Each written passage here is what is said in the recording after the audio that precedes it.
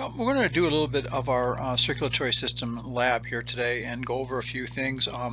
If you looked at Blackboard, I did put a list of cardiovascular and respiratory terms that will be helpful in lab. I'm going to try to point out as many as I can in this lab, and when we talk about the heart as well as the circulatory system, and hopefully that'll help to get you pretty close to what you need to know. Okay, so if you follow with the lab list, okay, many of these things we're going to be talking about. Okay, so when we talk about the heart, okay, the thing about the heart, this is just like a would be a representation of a human heart. A couple things I want to just sort of like point out here. Let me just point some things out from the outside. This area in here would be what we'd be the area of the right atrium, or that auricle. If you look here, so there's that area that sticks out there. That's that auricle or flap. There's a lot of blood that comes back to the heart. That flap will fill up a lot more than what we'd otherwise see. Okay, so that's that area of the right atrium and the right auricle. Now, if you let me just get rid of that, okay, and get rid of that. If I look now, and let's say draw a line like right here, okay, there's a crease. That's that anterior interventricular groove or a sulcus that's in there. So this area right here is going to be the area of the right ventricle, and the left ventricle, which is much more muscular, is going to be sitting right back in there. And actually the right ventricle, like I mentioned in the class, is a little bit more anterior, and the left ventricle is a little bit more posterior. Okay, so that's what we see. So we see here's my right atrium in here. Here would be the right ventricle in this area that's beating. Here would be the left ventricle sitting right in here. This over here would be the area of the left atrium. Would be the area of the left atrium. Okay. A couple other things I'm going to point out to here on this beating image. It's going a little fast, so I'll have to be really quick when I do this. Okay. Let me erase these things. Is if I look up in, let me just get this color right here. Look up right here. This right here is my superior vena cava. So blood's going to be coming into the right atrium through this way. There'll be an inferior vena cava that's coming up this way that would come into the back side of the right atrium over there. Okay. What we also see is, so here's my right ventricle sitting right here, okay, and blood is going to be pushed out through here, going to go this way and go this way underneath the aorta. This is my pulmonary artery. So here's my pulmonary artery, and you can't see the pulmonary artery going on the other side, okay, because it's going underneath that other big branch that's right there, which we know is called the aorta. So let's get rid of my right-sided structures. Here's again my right ventricle. Here's the right atrium. Here's the pulmonary artery right here, pulmonary artery. Okay, let's get rid of those things. And let's go to the left side. Okay, so this is my left ventricle that's going to be sitting right in here. Left atrium is going to be sitting up in there. And probably the most important thing that we see here off the left ventricle is we see this large tube that's coming this way. And that right there would be the aorta. That'd be the aorta. Okay, you can see some of the branches coming up the top. That would be the brachiocephalic, and here would be actually, it's sort of weird because I can't see another one. There should be three. There should be three up on the top. I can't see the other one. It's actually going backwards. You can actually see it back and behind there. But that would be the three. So we'd have a brachiocephalic followed by a left common carotid followed by a left subclavian. Okay, so we see that in there. So basically that's what we see. Let me get rid of those things here. Just get rid of that, get that out of the way, erase all that stuff from my screen. Okay, a couple things that are interesting here is if I look at my pulmonary artery right here, and here's the aorta. Right from over here, there's going to be a little hole. And that little hole leads to the right coronary artery, which sits right underneath this edge right here of the right auricle. So if you lift up the right auricle, you'd be able to see the right coronary artery going that way. My left coronary artery goes underneath the pulmonary artery. It'd be a hole right here in the area of the aorta, going to go underneath. This one right here, this vessel that comes down here, that goes down towards the apex of the heart, this one here is called the left anterior descending, okay, or left anterior interventricular artery, okay, and that's the large artery that supplies most of the muscle, the cardiac muscle that's down here, okay.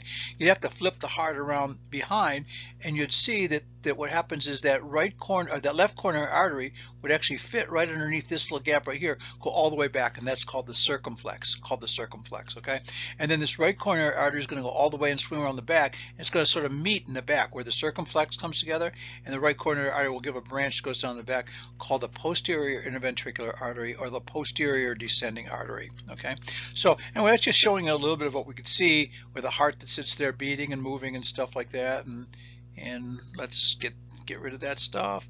All right, let's just go ahead. Let's just go to the next slide. Okay, I will. There we go. Next slide. This is just another image like we were showing there. Okay, except this is now not moving. Here again, we see. Let me draw this in here. Here again, I see my superior vena cava coming up in here. Inferior vena cava would be coming up right down in here, in this area right here.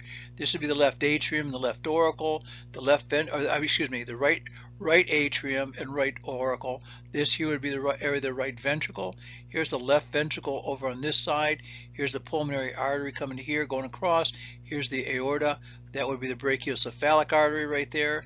That's the left common carotid, and that's the left subclavian. These are all listed on there. Here again is that left anterior descending artery that we saw sitting there. Here's my right coronary artery that sits right over in there. So all these things are pretty. You can see my pulmonary veins coming into the area of the left atrium right here. Okay, so now I've just totally destroyed that picture. I'm going to erase all those things, and again, you'll be able to see these things a little bit better. So yeah, get rid of all that stuff, get rid of all those lines. Okay, now we can see it better. Okay, so now you should be able to follow the legend that's on this screen right here. Can you stop it and follow the legend on the screen to see where everything is? Again, I think I know the superior vena cava. I think I need the next thing down, the ascending aorta. Ascending means it's going up. This area up, the area that's up in here is called the aortic arch. Why? Because it's an arch. And then behind that, when it goes down, would be the descending aorta. Here's the right auricle that's in here with the right atrium. Going to find that inferior vena cava again would be down in here. Here's that right coronary artery, which is that coronary sulcus, which divides the atria from the ventricles all the way around the back of the heart. Here's the brachiocephalic. Here's the left common carotid. Here's the left subclavian artery, aortic arch. Here's the pulmonary trunk going left and right, going to go underneath the aorta. Pulmonary artery right there. Here's the left atrium right there.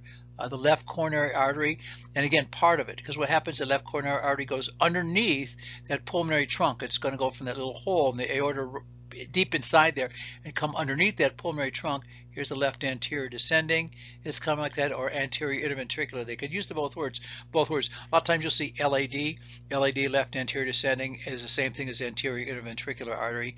Here's the pulmonary veins that are going into the left atrium.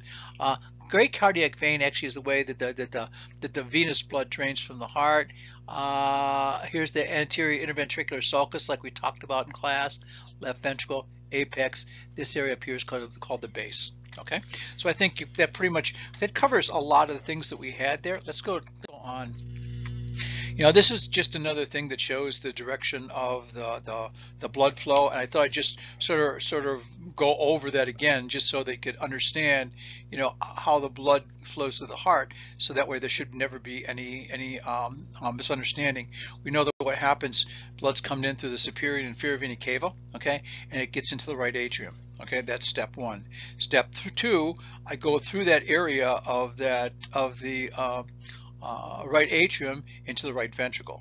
So now the blood gets in the right ventricle and it passes that tricuspid valve, which we see the little doorway, that opening that goes from the area of the right atrium to the right ventricle. Blood then is going to go out the area of the pulmonary valve, where we're at now, where the tip of the arrow is, goes out the pulmonary trunk. When it goes out the pulmonary trunk, it goes to the right pulmonary artery and left pulmonary artery, which then goes to the lungs. There, now it's going to get rid of the carbon dioxide, pick up the oxygen. That stuff should be well noticed for you already. If you want to come in the pulmonary veins, pulmonary veins are going to be coming in from both sides, with the blood now coming from the lungs, that now has oxygen, and a lot of the carbon dioxide has been eliminated. Goes from the left atrium, into the left ventricle, pumped out through the aortic valve, through the aortic arch, out the brachiocephalic, left common carotid, out the left subclavian, and then kind of goes to the rest of the body. And then you know what we do? We get back. After all that happens, we get back and we start again. Goes to the body and we start again, going up into the area of the right atrium.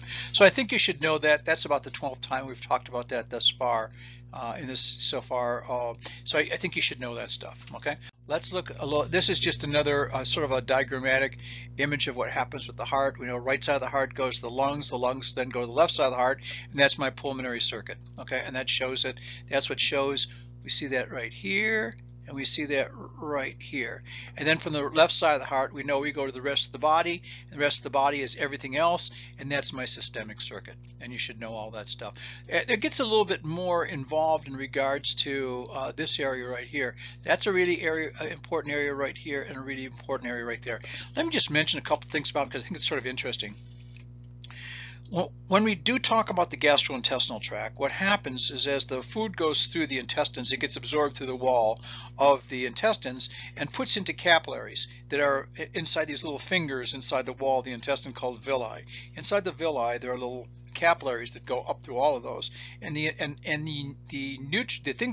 things that we eat are broken down molecularly into a small enough size that they can actually get through the wall of the intestines. And because there's so many little villi, it increases the surface area in the inside of my intestines, my small intestines, that I'm able to absorb a lot. So we get things into the capillaries in these little villi. Well, where do capillaries go? Well, we should know by now. If you don't know by now, you're again behind the learning curve. What happens? It should go into veins. It does. What happens is there's a vein that drains the gut. It's called the superior mesenteric vein. And in a little bit, before we finish this video, we'll talk about the superior mesenteric artery, which supplies the blood supply to the majority of the intestines.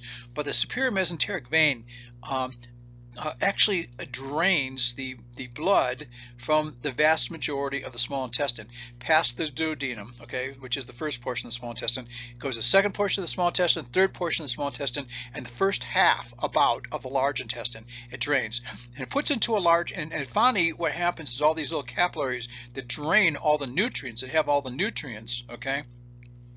What they do at that point is those capillaries then feed into a larger vein called the inferior mesenteric vein. That inferior mesenteric vein actually joins with another vein called the splenic vein, and they go to the liver. Now this is really important because what happens is as those veins with all the nutrients leave the intestines, the first place they go to is the liver, and the liver has first choice as to what it wants to do with those things, whether it wants to make things like protein and stuff like that. It takes the nutrients out. Also, any medications which are taken are now absorbed, and the liver can activate them. A lot of the medications that we actually take by mouth are inactive, and then what happens is when they pass through the liver does something to them to make them active. So it has to get to the liver. Finally, when it gets to the liver, it drains into the inferior vena cava. There's called a hepatic vein. The portal vein drains from the gut into the liver, and then from the liver we have what's called the hepatic vein that drains into the inferior vena cava. So when the blood goes back to the right side of the heart, while it might be deficient in oxygen, it's actually nutrient rich. Okay, it's picked up all the nutrients that have been picked up in the GI tract. And where I've circled, you know, in both of these images, you know, both here and here, that's how it gets from the gut. Okay, it gets from the gut to the liver, and then from the liver into the venous circulation to go back to the right side of the heart. And eventually it's going to go to the left side of the heart. Left side of the heart is going to take all those nutrients to the rest of the body.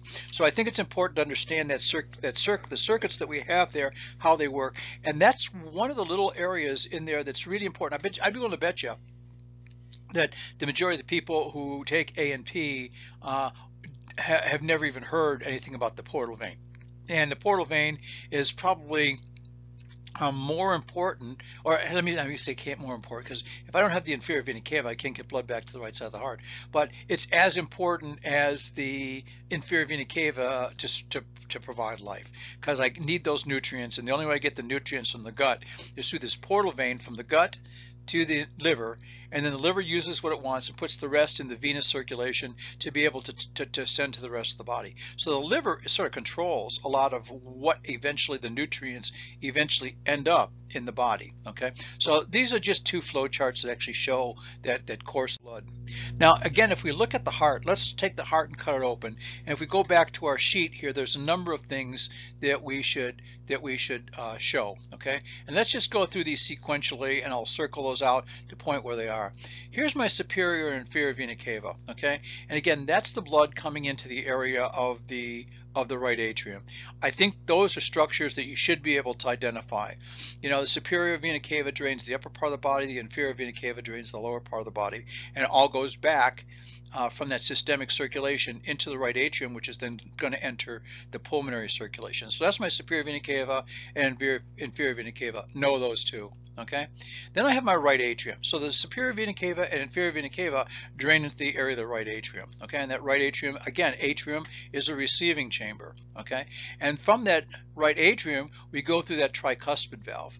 And there's just like one leaflet of that tricuspid valve, but to represent where that tricuspid valve is, which I know is 3 leaflets. Those leaflets are attached by those chordae tendineae, which you see that are attaching down, and they attach to what are called papillary muscles. And those papillary muscles help that valve to close, so I don't get blood going from the right ventricle back into the right atrium. We only want blood to go one way, as we've talked about before.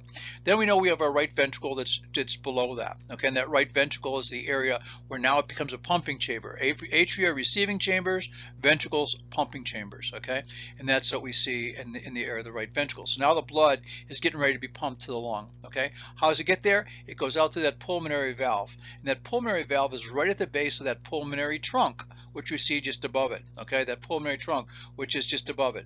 Okay, and so the pulmonary trunk is a larger trunk that divides into the right pulmonary artery and the left pulmonary artery. So you can see where the pulmonary trunk is.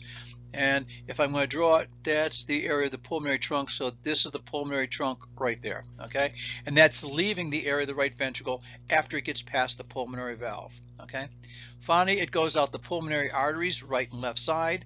Let me get rid of my pulmonary trunk. Okay, it leaves the pulmonary arteries to the right, either go to the right and left lung. Okay, and again, the blood at that point is very low in oxygen, as we all know and we should remember.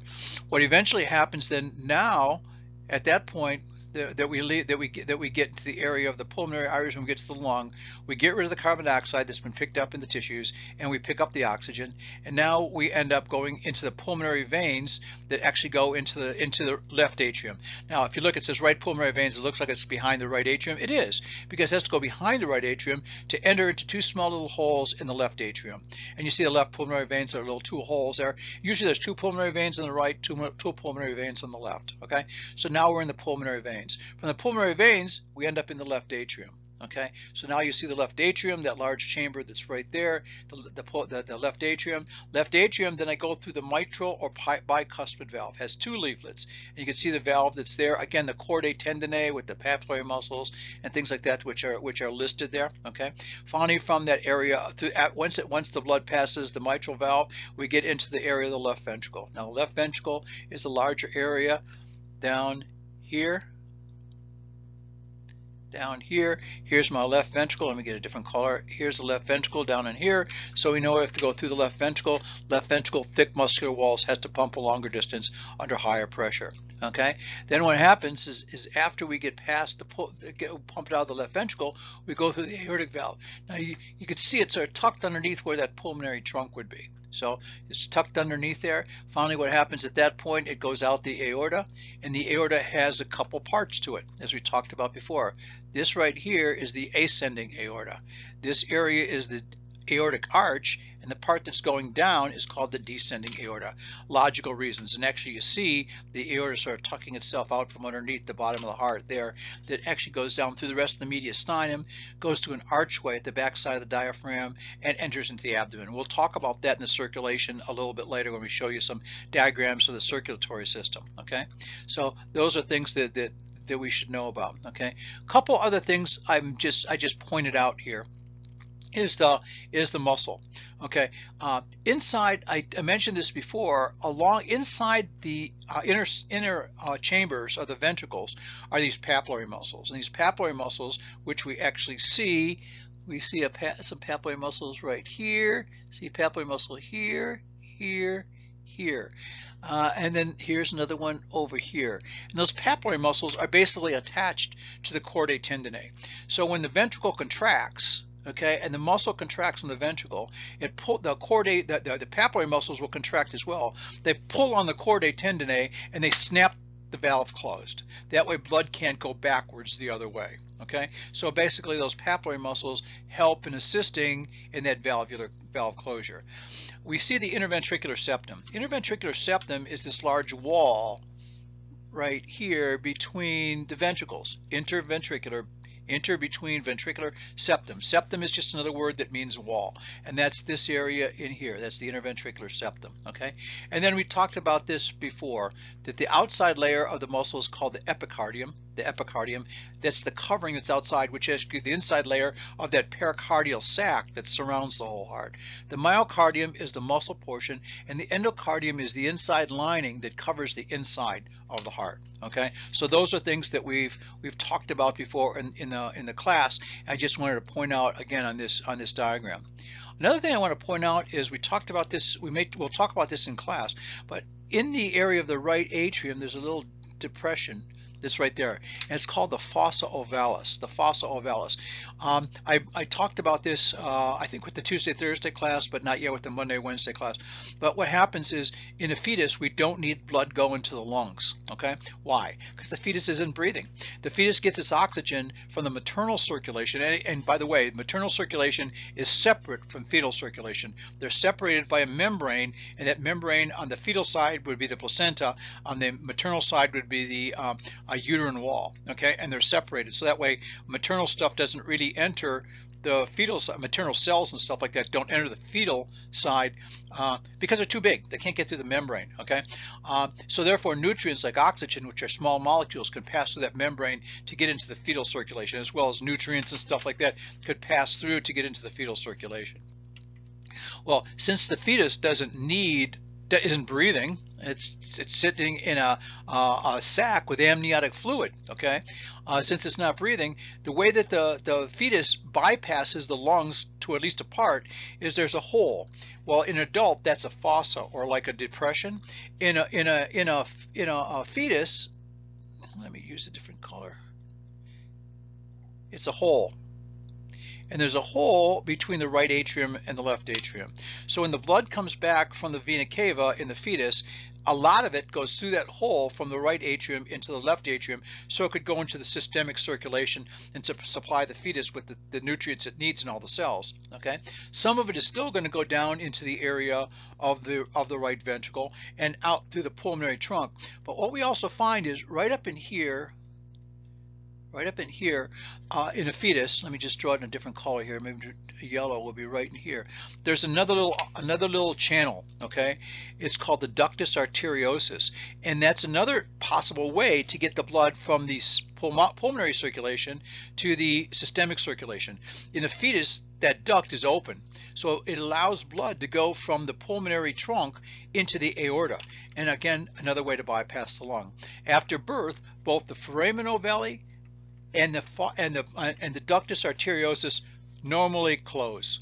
So as a result, now I don't have that communication between the right atria and the left atria, and I don't have that communication between the pulmonary trunk and the aortic arch. Okay, and they usually normally close. Sometimes they don't, then it becomes a little problem, and they have to do things with the fetus or with the newborn if they can't, because again, it's going to cause abnormal pressures on the right and left side of the heart. Right side of the heart generally has a lot higher pressures than the left side. So what happens is it creates what's called a left to right shunt. When the blood gets in the left atrium, if that foramen ovale stays open, now all of a sudden I have more blood going from the left atrium into the right atrium, because it's higher pressure in the left atrium than it is in the right atrium, and therefore that goes up into and it sort of overloads the pulmonary circulation, which is a real big problem. Okay, so anyway, these things are usually corrected just after birth. They usually take care of themselves. So that's just looking at many of the heart structures, and a lot of things that we've seen already. We've talked about the coronary arteries, we talked about the walls, the coronary sulcus, stuff like that. The cardiac veins basically just follow the coronary arteries. Okay, we know that this area down here, Oh, let me do a different color to easier to see. This area down here is called the apex. This area up here is called the base of the heart. If I'm looking at the SA node, the SA node is usually somewhere right around here. And we'll talk more about that later in the cardiac physiology section, which is basically how that heartbeat originates, which is actually pretty cool. And that usually starts from a little area right in here, okay, called the SA node, and we'll talk about that later on. But that's where that would be. Everybody knows what arteries, capillaries, venules, and veins are. So that covers most of the cardiac anatomy that I think I want to hold you responsible for on a practical. And there will be one more practical after this next one, after the one on muscles and joints and nervous system, and that will be on cardiac and pulmonary structures. Okay, so that's what I want to make sure we pointed all those things out. I think most of them are pretty easily identifiable.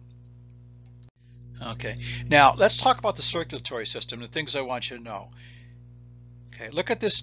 Now I totally freaked you out. Okay, say, oh, geez, do I have to know all those?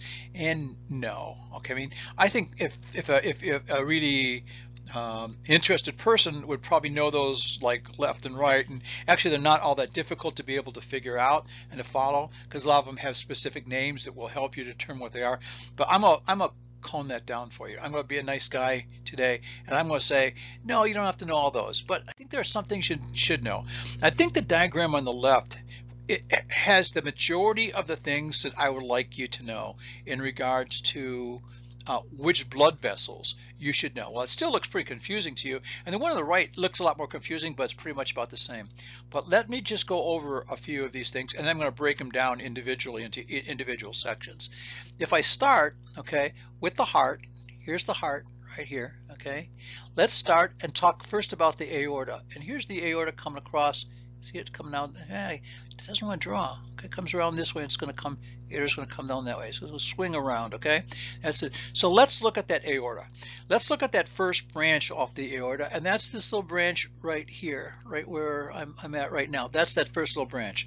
That first little branch is called the brachiocephalic artery. The brachiocephalic artery. Okay, and it's the only place where there's a brachiocephalic artery. There's no other brachiocephalic artery, and there's only one, and that's there. That's that first little artery that comes off the aortic arch. It's called the brachiocephalic artery. Now, what happens to that brachiocephalic artery? The brachiocephalic artery is going to actually divide. Brachiocephalic artery is actually relatively short, only a little trunk-like. And that brachiocephalic artery then will divide into the subclavian artery, which goes that way, which is the right subclavian artery that goes to the right arm, and the right common carotid, which would be this artery right in here. Okay, that's the right common carotid. So that's what happens with that first branch off. It becomes the brachiocephalic artery, and that brachiocephalic artery then branches off into the right common carotid and to the right subclavian. That right subclavian artery then just continues on down the road here. Finally, when it gets to the area of the armpit, it's called the axillary artery. It's the same artery, but it's just in a different location. It's just like Bagley becomes Pleasant Valley, okay? And it's the same thing. So the right subclavian artery becomes the axillary artery. Once it passes the armpit, it becomes the brachial artery. Brachium makes sense. Axilla, brachia, brachium, brachia. I mean, that shouldn't be too difficult. You can actually feel the brachial artery just a little bit above the level of the elbow on the anterior aspect, and a little bit more towards the ulnar side, which you should know. Then what happens is then that brachial artery is going to divide into a radial artery, which goes to my wrist, the pulse you feel in the wrist, and there's a similar one that goes to the lateral side, which is called the ulnar artery. Okay, so that's where we go from that area of the brachiocephalic. Okay, there are more branches, and I'll show you a couple more when I break down the brachiocephalic a little bit more. That second branch off the aortic arch is this one right here. Let me get rid of those first ones. Okay, let me get rid of those first ones here. Okay, that second branch we find, let me get rid of that to start out with too. Okay, that second branch that we find is this one right here. Okay, and that's this branch is coming up that way, and that's the left common carotid. Now the left common carotid is going to do a couple things. I'll show you those when I break that down a little bit more, but it's going to divide into an internal, external, and stuff like that. And I'll show you that in a little bit more. The third branch is this one right here, and that's the left subclavian artery. Okay, so I have my brachiocephalic, my left common carotid, and my left subclavian. What does the left subclavian do? Becomes the axillary, becomes the brachial, becomes the radial, becomes the ulnar. I mean, what more, what more, it's the same as the other side. There's no difference. So that's looking at what comes off the aortic arch, okay?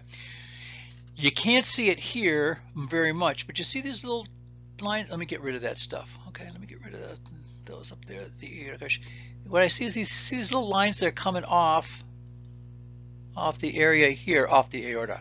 Those are called intercostal arteries. Now, I'll show you a breakdown of that. Between each rib, there's a little artery that comes off right directly off the aorta, okay? And remember that little groove on the undersurface of the rib? That artery fits in that groove. Everything comes together, everything fits together. It's a nice package, okay? And that artery follows all the way around that whole curve of the rib and comes right to the front. And it's going to actually meet with another artery that comes down from the subclavian artery, which I'll show you in a breakdown a little bit later, which is called the internal thoracic, but you don't have to remember that right now. So those are called intercostal arteries that we see there. What happens is then the aorta passes through. Let me get rid of all these, okay? The aorta passes through a hole in the diaphragm. Okay, it goes right through a hole in the diaphragm. And what happens is, as soon as it gets through the hole in the diaphragm, it gives off a branch. And that branch is really short. It's only about 1 inch long. And that little branch is called the celiac trunk. It's called the celiac trunk. Celio is a word that means abdomen. And what that celiac trunk does, the trunk is nothing, but it's wide. It's a big wide trunk off the first branch off the abdominal aorta. It's called the celiac trunk. What that celiac trunk does, though, it divides into a number of different arteries. It comes like it's a trunk. A trunk means like a tree. You have a trunk of a tree with a lot of limbs. So this trunk, the celiac trunk, gives off multiple limbs. Has a branch that goes the hepatic artery. Guess where that goes? That goes the liver. Has a branch that goes the gallbladder, the duodenum, the pancreas. Also a big branch that goes over to the spleen called the splenic artery. So that celiac trunk is the first one. The second branch that we get that comes off of there is called the superior mesenteric, and that would be this. Now, what happens, what holds the small intestine together is that, remember we talked about how the abdomen is lined with that membrane called the peritoneum? The peritoneum comes together and folds a double layer that wraps like a fan around all the intestines. To be able to get the blood supply with blood vessels, I can't have a bunch of cords going all through the abdominal cavity. So the way that the blood gets to the intestines is from the aorta in the back. The superior mesenteric artery comes directly out of the aorta and fits between these two layers of the peritoneum. And that peritoneum, there's two layers, is called the mesentery. And it branches off to go to all the areas of the small intestine, as well as part of the large intestine. So that superior mesenteric artery actually is quite large, quite extensive, and it gives the arterial supply to most of the small intestine, almost all of it. A little bit of it's not. Some of it is actually from the celiac trunk, but most of the small intestine, at least the part that means that's important in regards to absorption of nutrients, as well as the first half of the large intestine, gets its blood supply from that superior mesenteric artery. Okay. After we get to the superior mesenteric artery, this shows a little bit abnormal, but what happens is the artery below that's called the renal artery. We have a renal artery going to the right and a renal artery going to the left. Usually they're below that area, the superior mesenteric. Actually, I can't even say below. Superior mesenteric, they show this, like the superior mesenteric is below and the renal artery is above. But what happens is the renal arteries and the superior mesenteric arteries are about at the same level. The renal arteries come out to the side, superior mesenteric artery comes out from the front. Okay, so those are the renal arteries. They come directly off the area. And where do you think the renal arteries go? They go to the kidneys. Below that, below the renal artery, and again, we're in the abdominal aorta down here, we have what's called the inferior mesenteric artery. The inferior mesenteric artery is like the superior mesenteric artery, but it goes to the last half of the colon, the last half of the large intestine is where that inferior mesenteric artery goes. We also have the testicular and ovarian arteries, or gonadal arteries, that also come off the aorta. Okay, so that's that. Once I get down to the area of the umbilicus, the navel, the belly button, it breaks, it branches off. Okay, let me get rid of all these, the abdominal branches that branch directly off the aorta. What happens is the aorta, when we get down to this level here, it bifurcates.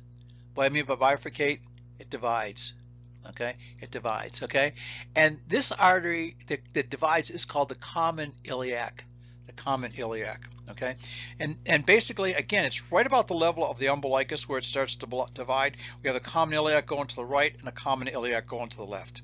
Okay, that common iliac then becomes an internal and external iliac, and I didn't have you know those, but the internal iliac will continue on, and the internal iliac continues on and goes underneath the area of that little crease at the top of the leg, and that becomes the femoral artery. So that internal iliac becomes the femoral artery. Okay, that comes. Just remember this: I have the common iliac, and the iliac feeds the femoral artery. That's all I want you to know. Nothing more than that. Iliac feeds the femoral artery. That femoral artery divides very high. Okay, and what happens is it has a deep branch, which is called the deep femoral, or sometimes called the profunda femoris. The profunda femoris artery. Okay, and that deep femoral supplies all the muscles of the thigh. All the muscles of the thigh are supplied by the deep femoral or the profunda femoris. The femoral artery, which you actually feel as a pulse at the top of your leg, continues around. But what it does, and this is the one on the this is a little bit misleading. Okay, this image, because what happens is we find that the femoral artery is almost like in the middle of the top of the thigh, but goes medially. So this branch right here is more representative of where that femoral artery will go. Okay, so that femoral artery continues on, really doesn't give off any significant branches to the muscles in the thigh at all. The profunda femoris or the deep femoral does. Finally, it gets just above the knee. What happens is when it gets above the knee, about here, that femoral artery no longer is called the femoral artery. It becomes the popliteal artery, because the back of the knee is called the popliteal artery, the popliteal region. So that popliteal region is where the popliteal artery is. If you feel behind your knee, you might be able to feel a pulse back there, and that's the popliteal artery. Once I finally get down below the knee, okay, the popliteal artery, that popliteal artery branches off into three branches, okay, into three branches. One branch is called the anterior tibial. That goes to the front of the leg. It goes right between the tibia and the fibula, goes through a membrane that connects it to, and goes right to the front of the leg. I have the posterior tibial, which then goes to the medial side of the leg into the back. Okay? And if you feel behind your medial malleolus, you'll feel a pulse. That's the posterior tibial artery. And then what happens is there's a small other branch that branches off high, okay, off the area where the anterior, the popliteal artery comes like this, and then the anterior tibial comes off straight like that to go to the front. The posterior tib comes this way and then divides into the posterior tib and the perineal. Posterior tib goes medial, okay, and behind the medial malleolus. Perineal goes laterally, okay, and it fits behind the lateral malleolus. And that's the vessels that I really would like you to know. Okay, now let's go over those regionally to show you a little bit more.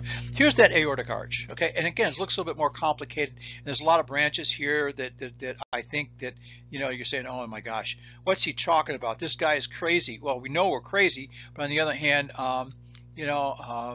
hey, that's what it is. Let's talk about that brachiocephalic trunk again. So here's my aortic arch. That first branch off there is my brachiocephalic trunk. There's a couple things I want you to know about this brachiocephalic trunk. It branches off into the subclavian, the right subclavian, and the right common carotid, which you see the right common carotid and right subclavian.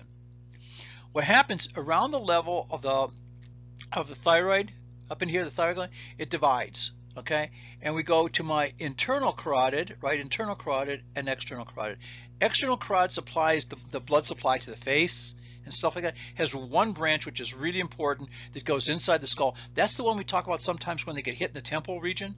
The temporal region, it's right underneath that pterygium, that middle meningeal artery. It comes actually from the external carotid that goes inside the skull, but most of the other ones don't. The internal carotid does go to the inside the skull, and I'm going to show that in just a minute. There's two other things I want to show you about the subclavian artery here that you can see it on the right side of the screen as compared to the left. Okay, you can see it on the left subclavian, but it's the same thing on the right subclavian. This branch right here is a branch that we've talked about before, and that's the vertebral artery. So this is my right vertebral artery over there. What does that vertebral artery do? It contributes to that thing that we call the circle of Willis. We've talked about that before. This branch down here, I want you to also know, and that's called the right internal thoracic, or sometimes it's called the right internal mammary artery. That one runs directly down the front of the chest right here. Okay, now why do I want you to know that? There has to be a good reason. Let me think about that. Remember those intercostal arteries that we talked about that came from the aorta? They were underneath each little groove on the bottom side of the rib. They actually meet up and join with the intercostal or the internal thoracic artery in the front of the chest. The reason why I also want you to know this one is sometimes when people have bypass surgery, okay, what they do is, because this artery is close to the good circulation and it could be easily sacrificed because I'm still getting blood between the ribs by the intercostals, okay, they could actually tie off the area where all these intercostals meet the area of the internal thoracic. Loosen the internal thoracic artery from the anterior chest wall, swing it over to the heart, and attach it to one of the coronary arteries below the area where the blockage is, and that provides blood to the rest of the heart. So it's one of the arteries. That's why I want you to know the internal thoracic, because it's one of those arteries that's really important in regards to when they do a coronary bypass. Okay, and I think if you look at the vertebral and the internal thoracic, the vertebral goes straight up, the internal thoracic goes straight down, and they're opposite each other. In other words, one's on one side, the other one's on the other side. Okay, they're almost a straight shot across that subclavian artery. Okay, so that's talking about my brachiocephalic, right subclavian, right common carotid, and all that other garbage.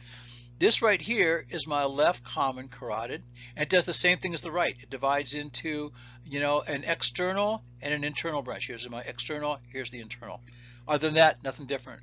This one right here, that third branch we talked about, is my left subclavian. What's that? That's my left vertebral, which is the same as my right vertebral. And what's that?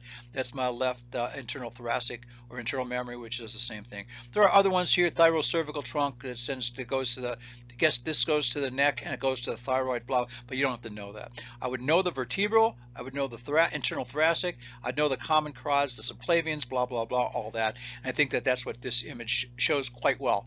It divides that really well. And you can look at those on your list as to what are important vessels to. Whoops. Oh, darn it. Oh, gosh. I hate it when it does that. It advances. We talked about that for vertebrals on the, I can't go back. It's for some reason it won't let me go back. What happens is, let me just draw this here. Here's a vertebral coming up this way. Here's a vertebral coming up this way. And we know that they come from the subclavian on both sides.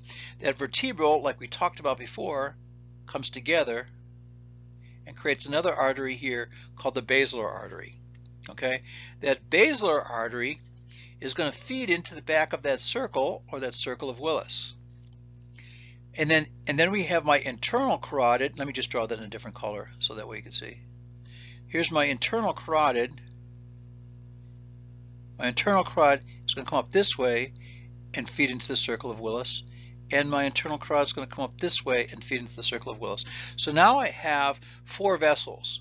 1, 2, 3, 4 that are feeding into that circle of Willis to provide a constant blood supply to the brain. If this one is blocked, let me just erase a little bit of this one. I still have 3 that still supply to that circle that could still supply the blood supply to the brain.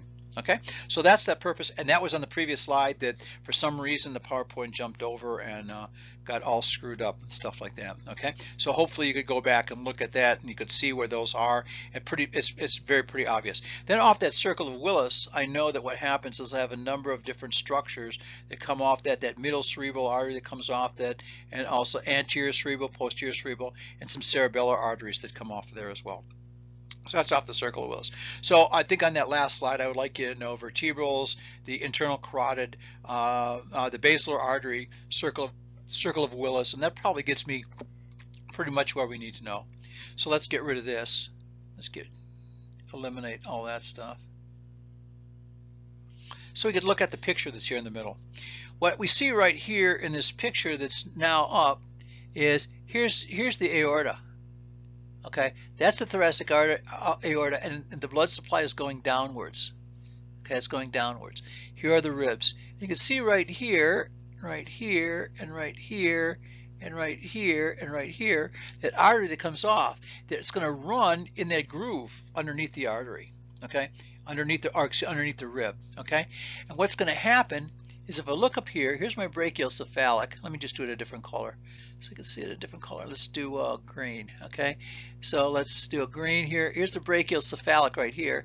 Here's the common, here's the right subclavian, and then off the front of that right subclavian I get my internal thoracic that comes down here, and you're going to find those internal, if you look here, what's going to happen is my intercostal arteries from that are going to actually join up with the area of the internal thoracic. So that just shows that what's called an anastomosis. Anastomosis is a word, a medical term that means that two pieces come together. Okay, one artery feeds into the other, or sometimes we have what's called a functional anastomosis, where they don't actually meet end to end. But what they do is they sort of have branches that go between each other, where they both will supply blood supply, because I have two different sources of blood come to one area. But that just shows that abdominal aorta, okay, or excuse me, the thoracic aorta, and how the intercostals come off and they will meet with the area of the internal thoracic anteriorly. So they come, let me just draw another picture, they come off the aorta, go underneath, get out of there. They come off the aorta, go underneath the rib, come back, and they attach the internal thoracic anteriorly. Does it on both sides, okay? So I think I would know that internal thoracic, okay? The internal thoracic then continues in the abdomen as the superior epigastric artery, okay? But in here, it's going to be my internal thoracic artery. Right down, it's on both sides of the sternum, right there and right there, which is important. And those intercostal muscles will go from the aorta and they attach. They actually feed right into that internal thoracic, which also is coming from the area of the subclavian, okay? So I think that that's an important thing I'd like you to know as well. So that's looking at the chest. Now if I'm looking at the abdomen, this is a nice picture of the abdomen, okay? And it shows it probably a little bit better than that other one did before. What happens is at this point we see this is the area right here where the aorta stays stuck to the backside of the abdomen. It's held down by peritoneal tissue, by peritoneum. So it's retroperitoneal. It sits behind the peritoneum. It's stuck. It doesn't move. It's not like this tube that's floating around inside. It's actually stuck to the backside of my abdominal wall. Okay. And so what happens is once it passes through this little opening in the back of the abdominal wall, or in the diaphragm, there's a little archway, and the aorta goes inside and is attached by fibrous tissues around the outside. So it's gone through that little archway. It's called the aortic hiatus. It gets in there, and that first branch that we have off there is the celiac trunk. Okay, and that's that small little trunk that we talked about before that gives off multiple different arteries, and I'm not so much worried about that. It gives an artery that goes to the spleen, it gives an artery that goes to the stomach, goes to the liver, and it also supplies the duodenum and the first, which is the first portion of the small intestine. So that's called the celiac trunk, which gives off multiple branches: splenic artery, hepatic artery, gastric artery, and stuff like that supply a lot of the organs in the upper portion. Also, a little branch goes off to the gallbladder, the cystic artery that supplies many of the organs that are in the upper part of the abdomen. The next branch that we get off of there, the next major branch we get off, is this branch right here, that superior mesenteric branch. And this is the one right here that's actually going to the small intestine and the first half of the large intestine. It passes right underneath the pancreas. In fact, what happens is it actually goes through the bottom portion of the pancreas to get to the abdomen. Okay, so basically that starts right about here and goes on through. There are a couple small suprarenal arteries. Suprarenal arteries then go to the area, to the adrenal gland, which sit above the kidneys. This right here would be a suprarenal gland or an adrenal gland that's on the top, and those arteries would go there. Below that superior mesenteric, or almost at the same level, is this branch right there, which is the renal artery. I have a left and a right renal artery. Renal arteries go to the kidneys. Piece of cake. Okay, that's where that goes to. So now we've talked about the celiac trunk, we've talked about the superior mesenteric, we've talked about the renal arteries, left and right. There's only one superior mesenteric, there's only one celiac trunk, okay, but there's two renal arteries, one to the right kidney, one to the left kidney. Just below that, I have a combination of three that are almost in the same spot. One's called the gonadal arteries, which could be the testicular artery or could be the ovarian artery. Supplies an arterial blood supplied either to the testicle or to the ovary. Then below that, I have my inferior mesenteric artery, which is this one, and that supplies the blood supply to the area of the second half of the colon. Okay.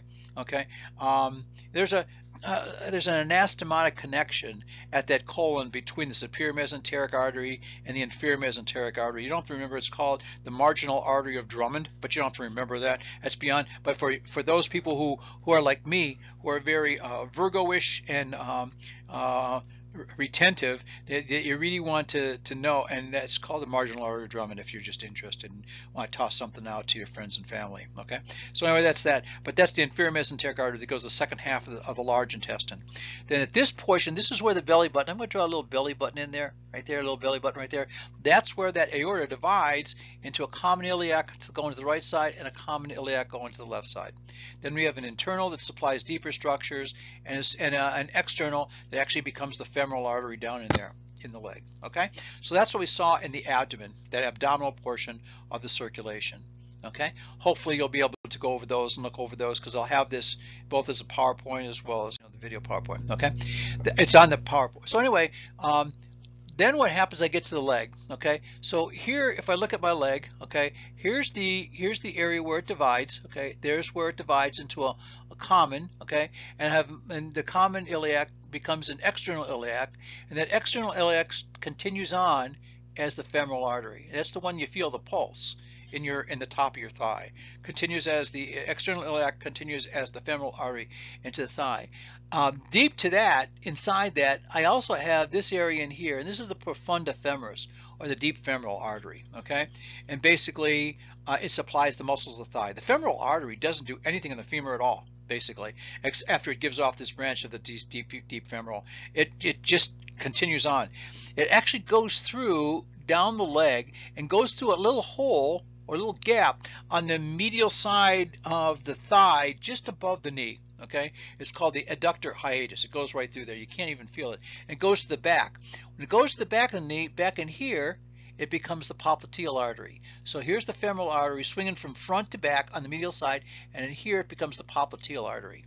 What happens is once it gets past the popliteal artery, it branches forward, and that becomes the anterior tibial artery, like I mentioned, and then it continues posteriorly down in here. When it goes posteriorly, it goes to the medial side, and it's going to be called my posterior tibial, and this one here is called the perineal artery that goes to the lateral side. Pretty simple, okay? Pretty easy to see. So the posterior tibial artery is over here on the medial side, and the perineal artery would be this one. That'd be the perineal on the lateral side. Okay, so basically that's what we see, and there's the anterior tib right here in the front, down the front of the shin. Okay, so that's the lower extremity, and this is the upper extremity, which is actually pretty simple. Here's the subclavian artery. When the subclavian artery gets into the area of the axillary region, it becomes the axillary artery. Gets in the area region of the arm, it becomes the brachial artery, and then here's where the brachial pulse would be here. And what happens once it divides there? Part of it goes to the right side, which becomes, or the lateral side, which is the radial artery. Part of it goes to the medial side, which becomes the ulnar artery. And that's sort of the upper arm, all I need you to know. Okay, sounds like a lot, but it's really not a lot. And most of these structures are relatively straightforward and, you know, just one direction, and it's easy to be able to figure those things out. Okay, and so that pretty much talks about the vessels that I think I'd like you to know. Okay, it sounds like a lot. You could draw out a little flow chart. Maybe if I get a chance, maybe I'll draw one out. I'm just trying to get everything done at the same time. But I think if I would know those vessels, I think the veins that you'd know, the superior vena cava and inferior vena cava, there are brachiocephalic veins, but we won't talk about those because we really can't see those very well. Jugular veins are the veins that drain the neck. There's also an internal and an external jugular vein. Where did the internal jugular vein start? Right. You're absolutely right. Thank you. I think I heard somebody out there at the jugular foramen. Remember those dural sinuses in the brain? They drain down through that jugular foramen, and above the jugular foramen or superior in the cranium, that's the venous sinuses. That sigmoid sinus goes right down, and then finally when it gets to the area of that jugular foramen, from that point on down, it becomes the internal jugular vein. Internal jugular vein, which drains the brain, meets the external jugular vein, which drains the face, and they actually both drain together into eventually into what's called the brachiocephalic, which is subclavian vein and the jugular veins. They come together and they feed into the superior vena cava. That's all that is. So that's all that's about that. So I think I pretty much covered most of the things that I think I need you to know between this lab as well as what we talked about in class. Again, as always, if you have any questions, by all means, just send me an email. I'll be more than happy to answer any questions that you have, and to keep things up. I know that this has been hard for a lot of people, but hey, I think a little diligence will pay off. So hopefully everybody got something. I apologize for that one slide skipping forward in regards to the circle of Willis, but if you go back and look at the slide, everything I drew on the picture on that one screen will show exactly what was there. So hopefully this will be helpful for you. And again, if you have any questions, let me know. I will also be putting up one about the lung, which is probably not nearly as extensive. If you look at some of these things we've already talked about, the pulmonary artery, pulmonary veins, and stuff like that, we've already talked about that stuff already. So basically we're going to look at right lobe, left lobe, right lung, left lung with the various lobes, which are pretty simple, which I talked about in class. We'll talk about the cardiac notches and stuff like that, but a very short video in regards to the pulmonary structures, just to show you an idea of what that's at. Okay, so hopefully this has been informative, and I'll see you soon.